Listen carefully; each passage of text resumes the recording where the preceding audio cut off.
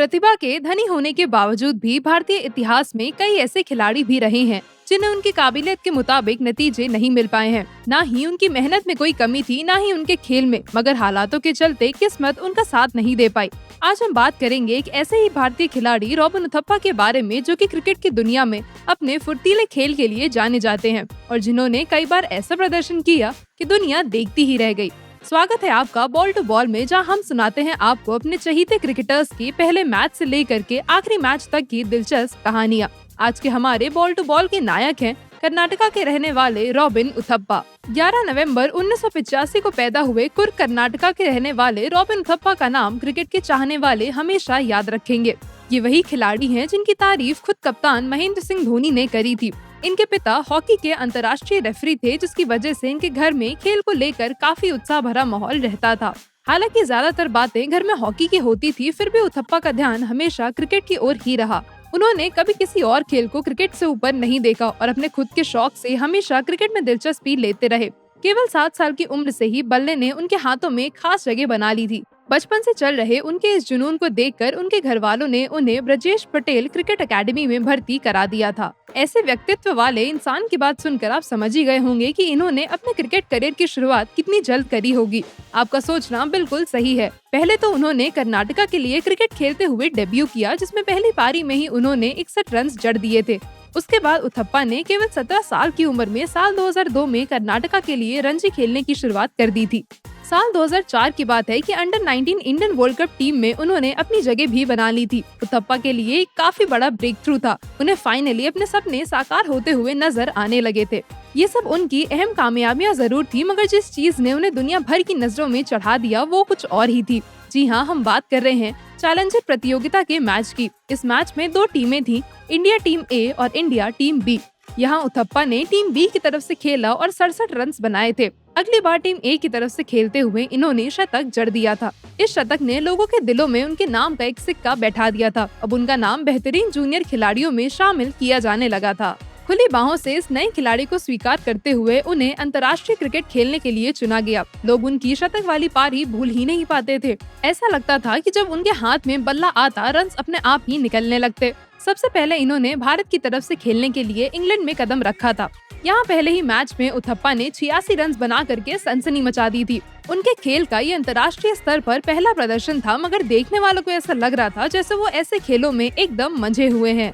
साल 2007 की बात है, जब T20 विश्व कप में उथप्पा ने पाकिस्तान के खिलाफ बेहतरीन खेल दिखाते हुए अर्धशतक अपने नाम किया था। पर बात सिर्फ इतनी सी नहीं है। उथप्पा की इस पारी ने उन्हें T20 में अर्धशतक बनाने वाला पहला भारतीय खिलाड़ी बना दिया था। ये खेल भी उन्होंने तब दिखाया था जब भारत को 4 विकेट खोने के बाद रनों की बहुत जरूरत थी। उनकी इस पारी ने उन्हें भारतीय क्रिकेट टीम का एक मजबूत और कीमती खिलाड़ी साबित कर दिया था। अपने स्थान को साबित करते हुए उन्होंने इसी विश्व कप में एक और अजूबा कर दिखाया। ये मौका उन्हें पाकिस्तान के खिलाफ गेंद फेंकते हुए मिला था, जब बॉल आउट के दौरान उन्होंने सीधा स्टंप पर वार किया। इसी के चलते भारत ने इतिहास में पहली बार बॉल आउट मैच जीत लिया और पाकिस्तान में झंडे गाड़ दिए थे। साल 2007 और 2008 तो आपको याद ही होगा, जिसमें उथप्पा ने नंबर 7 पर रहकर 33 गेंदों में 47 रन बनाए थे। नेट वेस्ट सीरीज की ये पारी क्रिकेट के चाहने वालों के दिलों में आज भी ताज़ी है। रॉबिन उथप्पा ने अपनी पहचान एक फुर्तीले और मंझे हुए बल्लेबाज के तौर पर बना ली थी, जिसे लोगों ने खूब प्यार किया था। उनकी यही रफ्तार लोगों के दिलों में आज भी उनका नाम उज्जवल किए हुए है। उथप्पा का वक्त वो वक्त था जब IPL क्रिकेट की दुनिया में बस आया ही था। जी हाँ, हम बात कर रहे हैं साल 2008 की, जब BCCI ने IPL की शुरुआत 18 अप्रैल को करी थी, जिसका आखिरी मैच 1 जून को खेला गया था। बेंगलुरु की जमीन पर खेला गया ये मैच KKR और RCB के बीच रखा गया था। इसी IPL में अपने करियर की शुरुआत करते हुए उथप्पा ने मुंबई इंडियंस की तरफ से खेला था, जिसके लिए उन्हें 3 करोड़ 20 लाख रुपए मिले थे। उनकी तरफ से खेले गए 14 मैचों में उन्होंने 320 रन बनाए थे। अगले 2 साल उन्हें RCB की टीम में जगह भी मिली थी। भारतीय टीम से निकाले जाने के बाद भी उथप्पा IPL में पुणे वॉरियर्स और कोलकाता नाइट राइडर्स की तरफ से खेलते रहे थे। उनका सबसे ज्यादा पसंद किया गया खेल KKR के ही साथ था, जहां उन्होंने कई शानदार पारियां खेली थी। बतौर सलामी बल्लेबाज उनका कोई जवाब नहीं था। KKR की टीम ने उथप्पा को 6 सीजन्स के लिए जगह दी थी, जहां उन्होंने अपना बेहतरीन खेल दिखाया और 73 इनिंग्स में 2157 रन अपने नाम किए थे।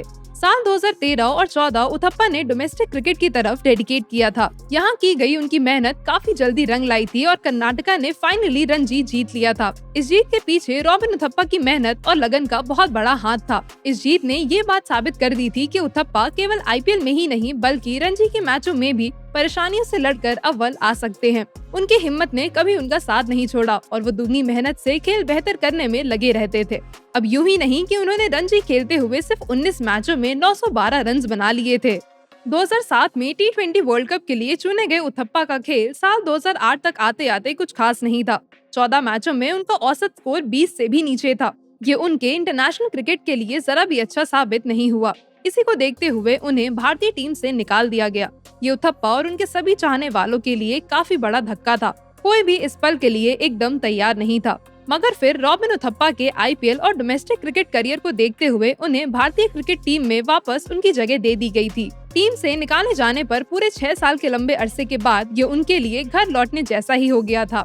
साल 2015 में जिम्बाब्वे के खिलाफ उन्होंने भारतीय टीम का साथ दिया, लेकिन इस बार भी उनका खेल बहुत अच्छा न होने की वजह से उन्हें दोबारा से टीम से बाहर कर दिया गया था। यूँ तो उथप्पा का खेल ऐसा था कि उन्हें जिस भी श्रेणी में रखा जाए वो अच्छा ही खेलते थे। ना ही उनकी तकनीक में कोई कमी थी और ना ही उनकी मेहनत में। मगर आखिर फिर ऐसा क्या हुआ कि अंतर्राष्ट्रीय स्तर पर उनका खेल कभी उभर ही नहीं पाया? वैसे तो यहाँ कोई बात साफ कह पाना काफी मुश्किल है, मगर एक बहुत बड़ा मुद्दा है जिस पर बात करी जा सकती है।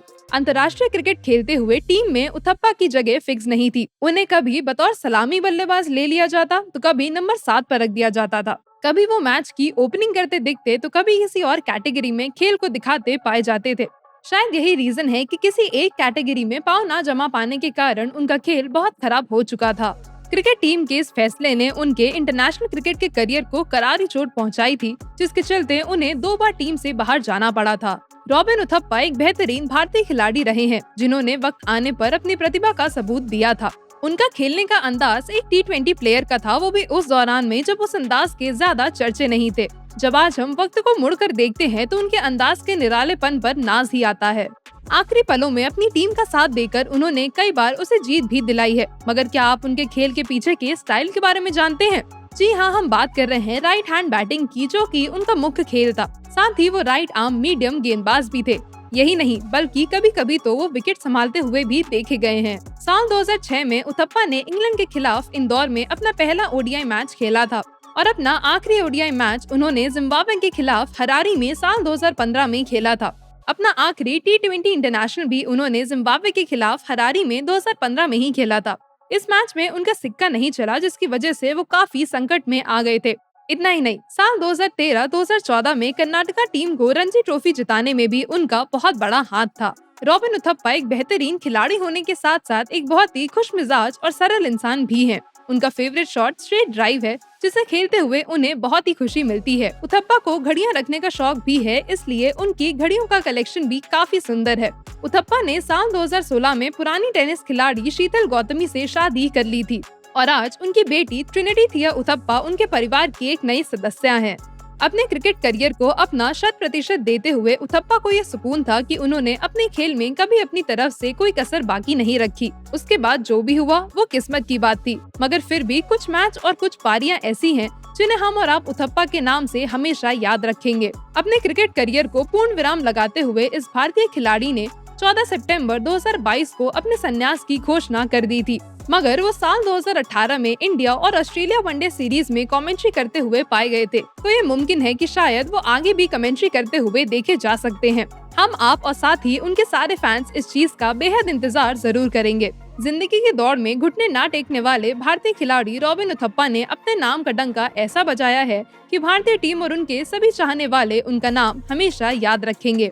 7 साल की उम्र से ही क्रिकेट को अपना दिलो जान मानने वाले उथप्पा ने भारतीय टीम में रहकर देश के लिए वाकई बहुत लगन से खेला है। और अगर बात हो आईपीएल और डोमेस्टिक क्रिकेट की, तो उसमें तो उनका अलग ही दबदबा था। उनकी जिंदगी से प्रेरणा लेकर न जाने कितने बच्चों ने क्रिकेट खेलना सीखा और आगे भी सीखते रहेंगे।